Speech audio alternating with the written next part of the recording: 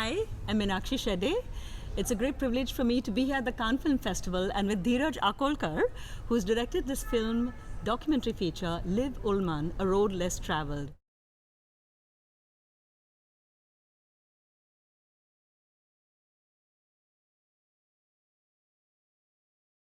Are we shooting now? Oh, sorry, yes. We have started to shoot, right? Yeah. We are. Sorry. Nobody tells me. Oh, sorry. You've known me too long. Now it starts. I'm so honored to introduce not just one of the greatest actors of her generation, but perhaps of any generation, Miss Liv Ullmann. There's a very, very short list of actors who can affect you the way Liv Ullmann did, which is just to sort of invite you right into their emotional life. She celebrates brokenness in a way, because when something breaks and is healed, it's far more beautiful.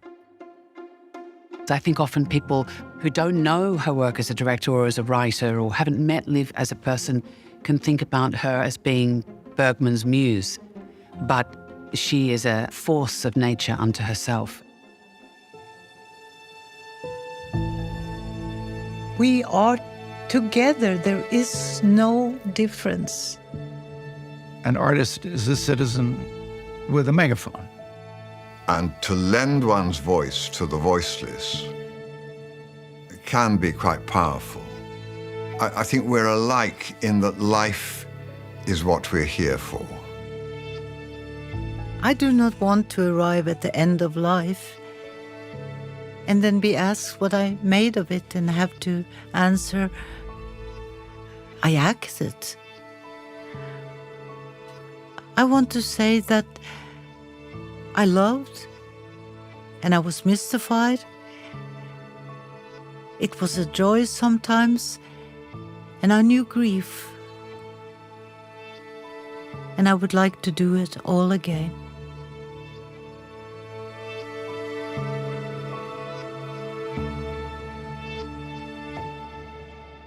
Welcome, Dheeraj. Thank you. Thank you, Meenakshi. Such a pleasure to be here. Thank you very much. Thank you.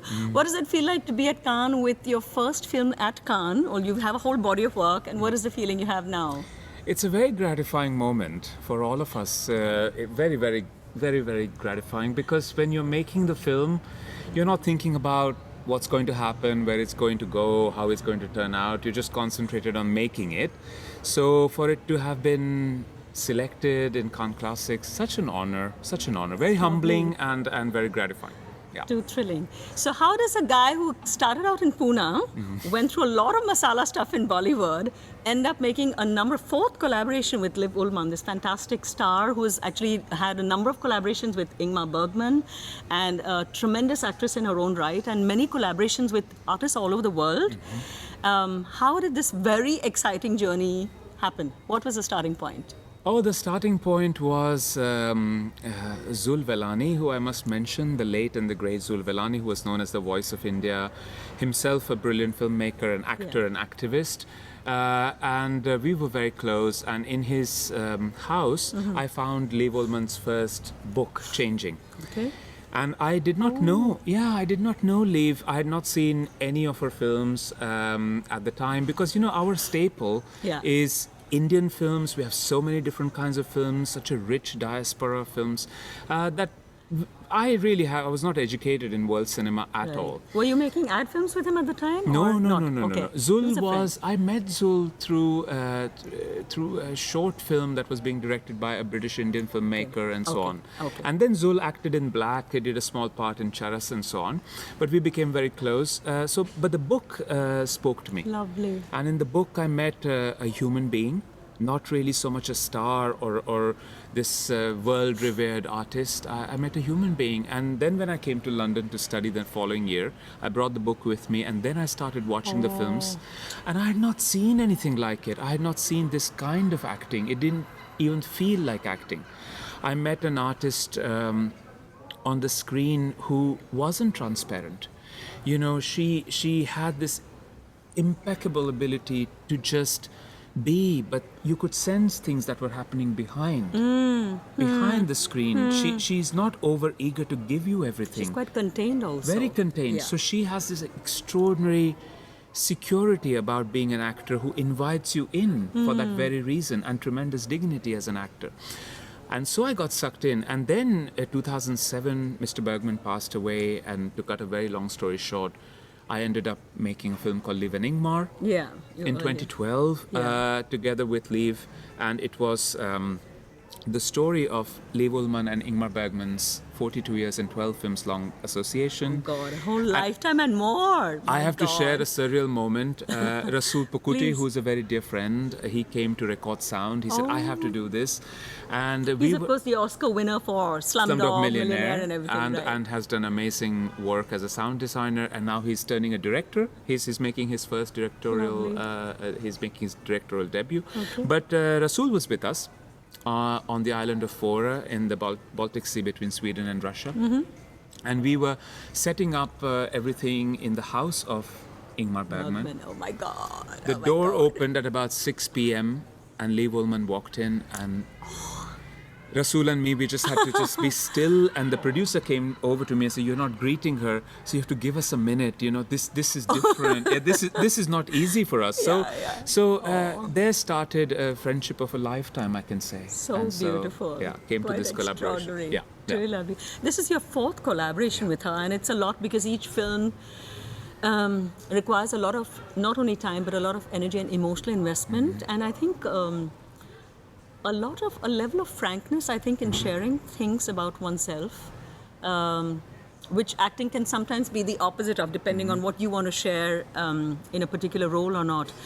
So I think it takes an incredible amount of trust and confidence and sharing, and that it's not like you had a lifetime relationship with her to be able to for her to share that. And that's a very beautiful space that you created. How did that come about? Because it's quite magnificent. Yeah, thank you very much. And I agree. It requires trust. It requires almost complete trust to be so vulnerable. And surrendering in a way, right? Yeah, to be there. And I think it happened more or less organically. But I remember we were showing Liv and Ingmar in New York at the New York Film Festival in 2012. And then walking towards the pier where Liv has a place, and she said to me, "You know, I've been around for a while. Nobody came and asked me to do this particular story. Why did you come?" And I remember answering, "It's because I read what you have written, but I also read what you haven't." Oh, that's a beautiful one. I think that's the genesis. Connected. Yeah, that's the genesis, because I don't know. It's on some subliminal level that the We're able to connection. connect. Yeah, and that we were able to understand each other's conversations, but also each other's silences. Lovely. And there's a lot of respect there. Sure. Needless to say, there's a lot of love there. There's a lot of adoration, but it's not reduced down to praise Fandom. I'm not really starstruck. It's really engaging with it. Yes, and she allowed me to meet the person. And I think much of it is her credit, because had she not chosen to tell the story, had she not chosen to open herself up, I've noticed this, many people said this after they watched Liv and Ingmar. "Oh, she's not usually so open. What did you do?" I did nothing. I just sat there and listened, and but I think a lot of it is to her credit. Yeah. I also think, that she chose to trust, and she chose to, maybe she saw something. Do we have time? Can I say something? Yeah. Please do. Because I think maybe this is important, and this says something about her nature. Which also is quite a big part of Liv Ullmann, A Road Less Traveled, the film that we're presenting in Cannes this year. This was 15th of December 2010. It was 11 a.m. The first time I met Liv with 3 of my colleagues. You mean while you were shooting? No, this was when I was pitching the film. Ah, okay. This was in Oslo. When you were proposing to make the film. Came out of nowhere. I wanted to do this, and with my producers and my friend, we were meeting in Oslo. Very sharp, razor sharp eyes. They sort of moved on. 3 of my colleagues stopped on me, and she asked me, "Why do you want to make the film?" I started to tell her. In about 3 minutes, her eyes had filled up. She held my hand and said yes. But 18 months later, Meenakshi, we were showing the film. What did you tell her? I will tell you. Okay. But 18 months later, Yeah. we were showing the film at the Indian Academy Awards in Singapore. Oh. And after the film, there was a big press conference, and one of the reporters asked her, why did you choose to make this very special story with an unknown young Indian director? And you know what she said? She said, sometimes you're 73 and you're standing on a bridge and you meet a stranger. He comes from a different country, from a different culture, from a different continent. He speaks a different language even, and he offers you his hand. Sometimes you should hold that hand and jump. Oh my God. But this is my God, this is so beautiful. But this is the quality This which is Liv beautiful. has. Oh, She took a risk. that's incredible trust. Yeah. How beautiful is And that? she clearly had a lot to lose. I didn't have anything to lose. I was just making my first film. She had a lot to lose. But she held my hand, and well, it's still How connected. beautiful is that? That Yeah. is magnificent. Yeah, frankly. it's amazing. Lovely. It's a rewarding friendship, and she has been not only an inspiring subject, but a teacher. I keep learning from her precisely because she doesn't try to teach me anything. But I keep learning from her life, from her experiences and her stories, and that led to this film. Beautiful. But this is like your fourth feature Yeah. with her. So there's, I mean, people would find it difficult to make one feature on somebody that's kind of comprehensive. Yours need not be comprehensive because that's not the intention in the first place. But how do you, how has this evolved in a way that each film is unique? And what is the new film?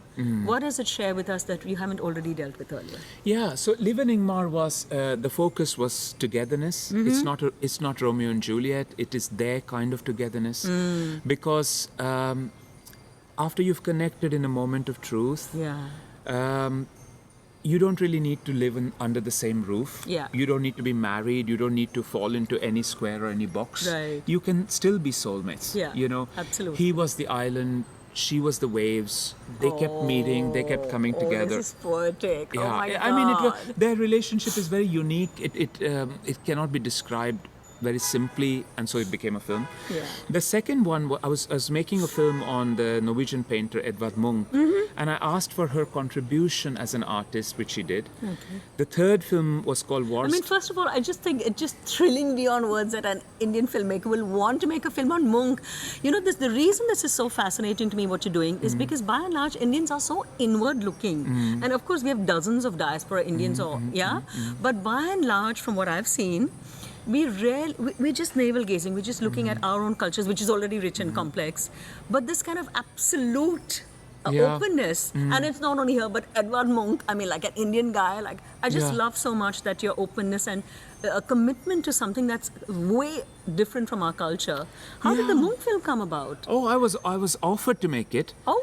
And and I did not readily accept. Delightful. Yeah, it was Munch's jubileum. It was the 150th birth anniversary, and my producers said to the museums and the foreign ministry of Norway, "This is the director we want to do This it is, with." of course, the painter of the famous The Scream, but many other works. But this is Yeah. his most well-known one, this kind of horror screening. The horror and the anxiety and the silence that troubled him his whole life. But when they offered me the film, I said, I need time. I need to look at the paintings first. And so they arranged a tour. And I remember the moment I was standing in front of this extraordinary masterpiece called Puberty at the National Museum. And I remember thinking, oh, this is it. I think I can do it. Ooh, Then I was it frightened. spoke to you so eloquently. Yeah. that one thing. I think Okay. Munch speaks to you. How Munch, interesting. but and maybe more now in today's time, I'm wondering, right? With Naomi and... But he has this extraordinary ability in his paintings. They're very alive. So if you stand in front of his paintings, a naked soul, he communicates back. Ooh. I know it sounds a little bit I weird, totally but get it. I totally get you. it does Yeah, happen. yeah. And so then I was frightened though. But then I had a lot of help from a lot of people, and Liv, one amongst them, and the Munch film happened. Yeah. And then the third film was Wars Don't End. And it is the story of children born to German occupation soldiers and mothers from occupied Norway during the Second World War. Liv narrated the film. But, coming... So this is children born of rape, children born rape, of war crimes, actually, as well. These were children born in consensual love relationships in Norway, but their life was destroyed by the fear and paranoia that existed in the post-war years. Because Norway was different. It's not a war rape as such. Oh, that makes it even more complex. Yeah, it was very complex. Yeah. Okay. But coming back to your question, I know that India is, as you said, very rich culture. We have so many stories that we can tell, and there are fantastic filmmakers doing that. But my years in Mumbai, working in Mumbai, one of the biggest lessons that I got was that I have to make my cinema. Absolutely. And whatever that is, I have to own it, without any superiority or inferiority complexes involved. Yeah. Because I worked on very, very popular and commercially successful films. To want to all make... the big ones, right? Devdas and Lagan. And Hum Dil De Chuke Sanam. And Black. Absolutely. Sanjay Bansali's, yeah. Yeah, absolutely. And, looking and working there with that intensity, with those artists, in front of the camera, behind the camera, on the camera, this is the lesson I learned, that I have to follow my heart. And Meenakshi, one thing I learned, of course, in Mumbai as well, that it's one thing to work on a film like Black or a film like Devdas. But when I'm standing in the market as a director, I'm saying this is a film I want to make, to raise money on the concept and my name, that's a completely different ball game. Right. That you need to... There you need conviction. There you need to say, this is why I want to make it. And that's what Liv asked me. Why do you want to make it? So that's an important answer to give. And I'm sure there are a lot of filmmakers or artists who'll find resonance. So tell us the answer that convinced her. Well, I said to her what I had seen. Or rather, the nation wants to know, should I say? Well, yeah. I said to her that... you ever since you met Ingmar, you started collaborating very closely together. He very rarely went to any other female artist. You have done 12 films together. No other woman has ever directed an Ingmar Bergman script. You have done 2. Yes. You have a child together. The place where he declared his love for you, he built a home for you. In Faro. A place where he died. And Meenakshi, I found in Fora that in his bedroom, in the entire house, there's not a single image from his films. Okay. Except in his bedroom, the bed in which he died, on the wall opposite, I have goosebumps saying this, on the wall opposite is this beautiful photograph of Liv Ullmann and Erland Josephson touching their foreheads. Oh. From Saraban. Oh, and I said to Liv, you are in the last frame of his last film. Yeah. This is not a coincidence. This doesn't happen to everyone. Yeah. And probably, not all love has to be verbalized. Not all love is said. Not at all. Some love looks like this. Some love looks like looking at your lover's face and your best friend when you take your last breath.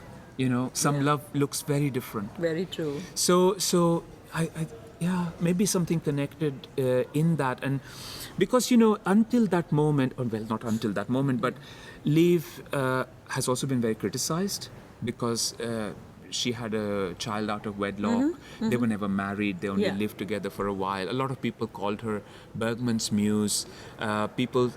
She was under his shadow, and his shadow was very overwhelming. Very overwhelming. It is important to mention that when Liv Ullmann was the president of Cannes jury in 2001, I think, they created a Palm of the Palm award. The only time the festival has done this for Ingmar Bergman. She was to give it to him. He never came. He sent Lynn, their daughter, to collect it. But their association and their connection is very layered. Yeah. It was not just, I fell in love with you. They fought, they had arguments. Yeah. It was for very sure. complex. For sure. But I think coming from outside, I didn't have to unlearn anything. For me, everything was new. Nothing was cliche. I looked at her as a human being. I didn't have this burden on my head. So it was probably easier, and then probably I was meant to do it. lovely. It's very strange. I have a little anecdote to share. Yes. So she had actually visited Bombay in some previous lifetime when I was with the Times of India, and I got a chance to interview her. And I was struggling what is our interesting questions to ask, because she would have given a million interviews. And one of the questions I'd asked was, after this whole lifetime, are you a little bit clearer on what love really means? It's really interesting because that you like, asked what does her? it mean? That was the first question. She said, "Oh my God, I've never been asked that." And I was so glad, because they must be fed up of interviews being asked, right? So it's also hard to get something that's interesting for them to answer. Yeah. And she gave me the most beautiful answer I ever remember. So she said, "I think love is two trees standing side by side." She said they're not necessarily touching, but they're there for each other. And about how I think when Ingmar Bergman was very sick, and she was right there by his side, and they were not otherwise living with each other, but when it was needed, they were there for each other. And I think there's so many unspoken things, right, which you only two people can define for themselves, and the rest of the world, it doesn't matter what they think or judge or whatever. It's just extremely personal. I really feel, you've said something very beautiful. I also feel this. What happens between two people is nobody's business. Correct. Nobody knows, because there are small things. There are quiet stares, there are silences, there are pauses, there is a word uttered that nobody else hears, there are insults, there is anger, there is friendship. Sure. Somebody may have held somebody's hand in a moment of complete vulnerability. A relationship is formed of so many Hundreds of moments. things. Absolutely. So right. So many so right. thoughts, so many phone calls. So they were connected on a different level. Yeah. So are we as human beings. Yeah. But it's amazing that she said that to you. Can I share the line Please. in Changing that appealed to me the most? Yeah. She narrates an incident. She says she had gone to Oslo for some work. And Ingmar fetched her at the airport. When she sat in the car, he started to cry. And he was like a little child. And he said, "Mama died today." And she says, he was completely defenseless and vulnerable. In that moment, I knew I could never leave him. And in a way, I never have. Oh my. She doesn't say, my. she doesn't say, "I thought." She doesn't say, "I felt." Yeah. She says, "I knew." Wow. That knowledge is love. Yeah. Yeah. Because I don't think you cultivate that knowledge. No, it's instinctive. It comes from somewhere. And so I knew I could never leave him. And in a way, I never have. That, how many people will understand? Incredible. It's impossible to understand. And it's also in like few words, just so eloquent, saying so much in like few words. But she's a brilliant writer. This is the thing about Liv Ullmann, A Road Less Traveled. Yeah. That Bergman, the shadow of Ingmar Bergman is one. But at the same time, and okay, I cannot speak on behalf of women. Women are to tell, the stories that they have to tell. But I have learned this from Liv, that despite being such a revered artist, she had so many roadblocks because she is a woman. As a director, as a writer, as an actor, you're always under somebody's shadow. You're always a muse. But in this film, we have phenomenal collaborators of Liv Ullmann like Kate Blanchett, Jessica Chastain, Sam Waterston, Jeremy Irons, John Lithgow, many other friends and so come together to say, but look at the human being, look at the artist, look at the writer, look at the director. Meenakshi, there is no other woman who has done everything that Liv Ullmann has done, in my opinion, or in my research. There is nobody who has written, directed, and acted for stage and screen, has written books that are best-selling, and first vice president International Rescue Committee, first female International goodwill. Rescue in what field?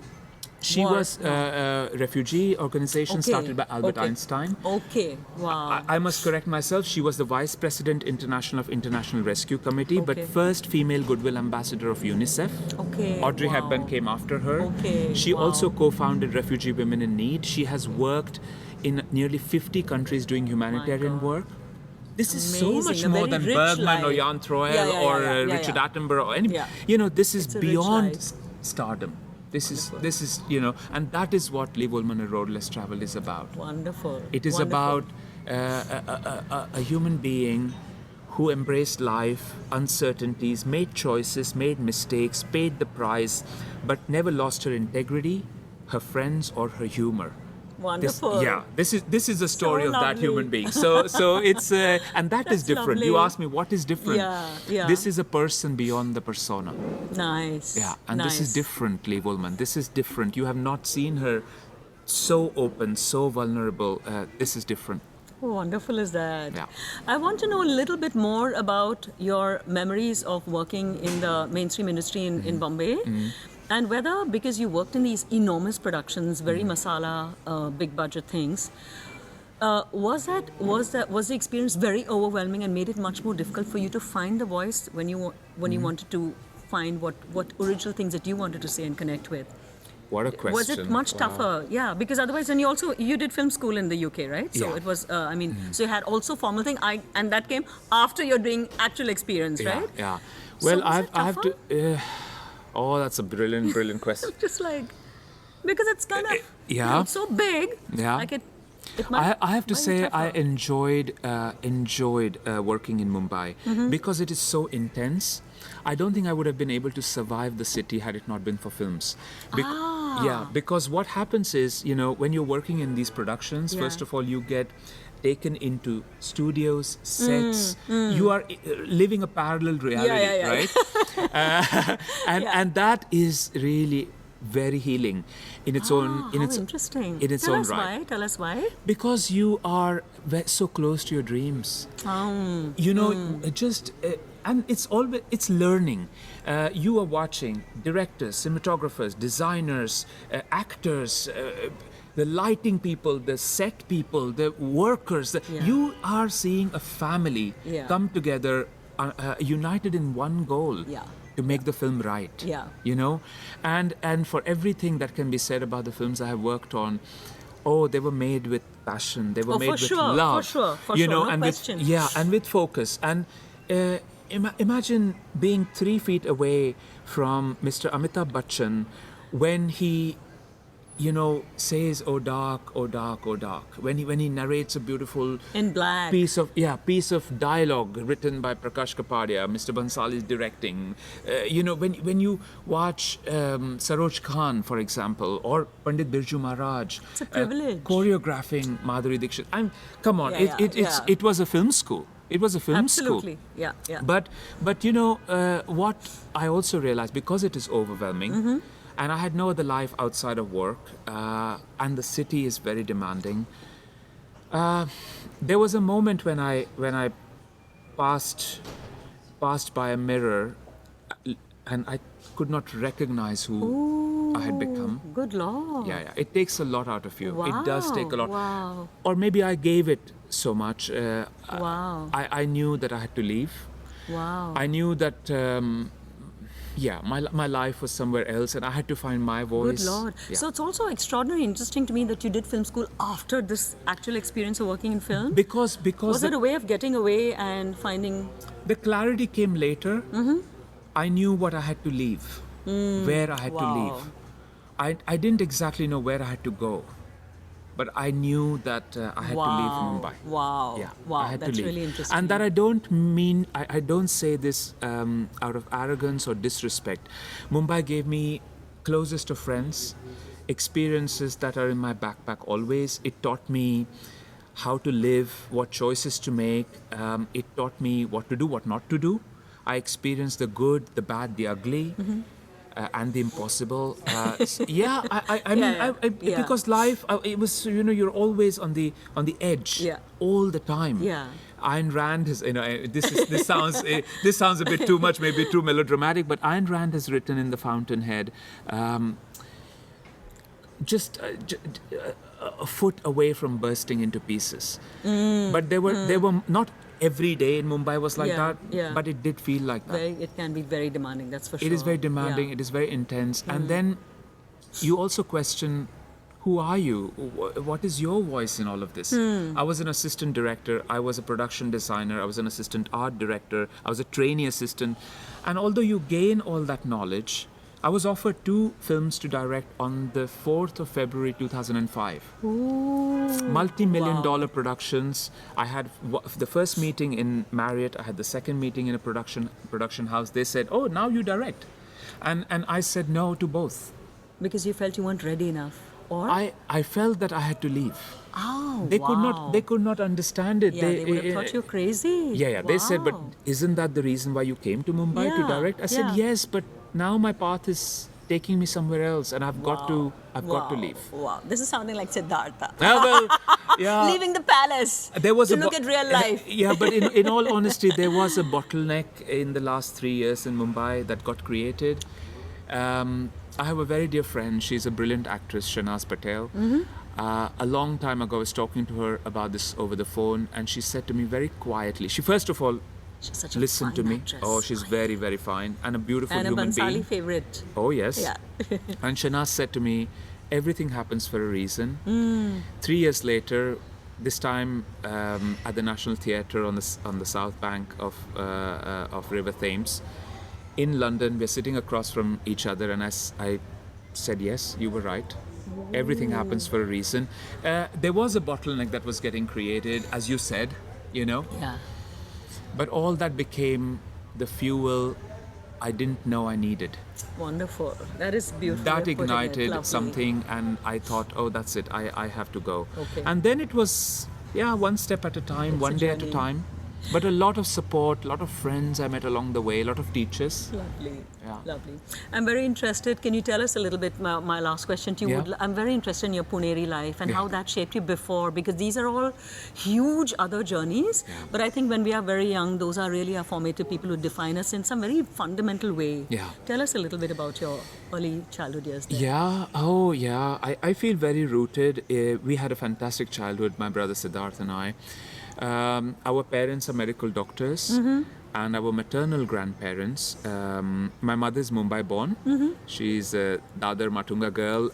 He said she's come here to come. Yeah, she's here in Please Khan. tell us her name. Dr. Jyoti Akolkar. Lovely. And Dr. Shripad Akolkar, my dad. Both are medical doctors. She must be so proud of you She's to very be here. proud. Lovely. But mom is a gold medalist of Mumbai University for DCH. I'm very, very proud of her.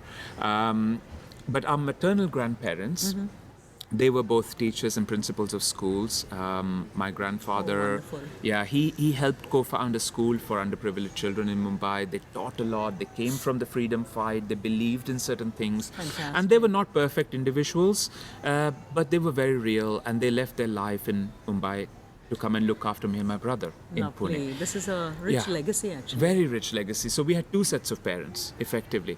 But one of the most beautiful things is that they practiced their professions with a lot of dignity and integrity. And our first teachers in our lives, for me and my brother, and they also gave back to the communities, to the societies, That's so lovely. did a lot of social work. Our parents started an organization called the Comprehensive Child Development Project, CCDP, in the village where we grew up in Pune. Lovely. So they tried their whole life It's wonderful. to give back, and so I feel that my work is definitely rooted in what I got from my parents and That's lovely. grandparents. And I'm very proud to say that last year, together with some colleagues, we co-founded a charity in London, and it is called GRACE, the Global Reconciliation, Advocacy and Community Building Engagement in War-Affected Areas. We are working with historically marginalized communities in post-conflict societies, but with a special focus on children born of sexual violence. Oh, wow.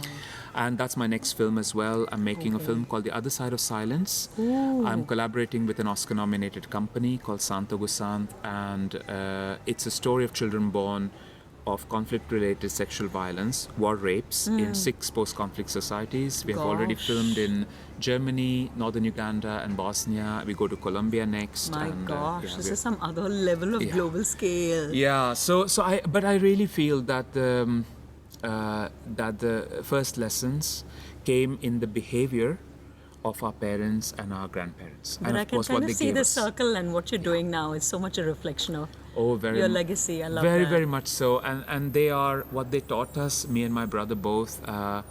It will always remain. We were talking about backgrounds and childhoods. Yeah. We were very lucky to have a secure and happy childhood, and values that came to us without the pretense of perfection. Yeah, yeah. They were real human beings. They are real human beings, and they did their absolute best. Wonderful. Yeah. as you are doing now. I'm trying. I'm just very delighted. Thank you so much for Thank you, giving us your time. And I'm Meenakshi. just very delighted your mother's here. Yes, I'm so have happy a she's lovely here. screening and Thank all you. the best for your world premiere. Thank you so much, very Meenakshi. Thanks a And lot. may I also say, Right. congratulations. Thank you. Do people know that you are selected, you are in the jury of one of the main important categories in Cannes, and what an honor that is. So, Very honored. congratulations Thank to you you very as much well. Thank you so much. Thank you very Thanks much, a lot. Meenakshi. Bye. Thank you.